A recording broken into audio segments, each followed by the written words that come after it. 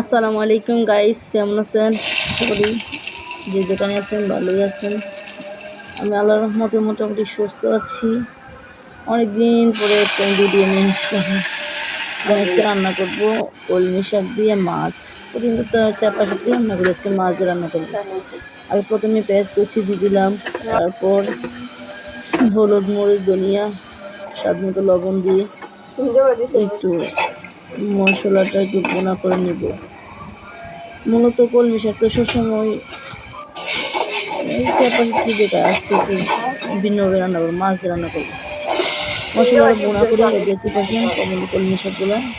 এই আবার অন্য মানে বিলের কলমি শাক, মানে পুকুরের চাষ করা না। আলু কেটে দিলাম, তারপর কলমি শাকগুলো একটু হালকা ভুনা করে নিব। ভুনা করতেছি, দেখতে পাচ্ছেন কমে গেছে অনেকটা শাক দিয়েছি, কিন্তু অনেকটা কমে গেছে। ওই যে আলু দিয়ে অনেকটি বড় বড় হয়ে গেছে, শাকটা মিলে গেছে। তারপর কলমি শাকটা বোনা করে একটু কম পরিমাণে জল দিয়ে দিব, জল দিয়ে বোনা করে নিব। তারপর ওই যে মাছগুলো কেটে রাখছিলাম, কেটে ধুয়ে মানে একটু ভেজে নিয়েছিলাম। কাঁচা মাছের তরকারি খেতে পারি না, আবার জিরার গুঁড়ো দিয়ে দিলাম, কাঁচা মাছ পালিয়ে দিলাম তরকারিটা। এখন বিলাতি ধনিয়া পাতা দিয়ে দিলাম, দেশি ধনিয়া পাতা তো নেই।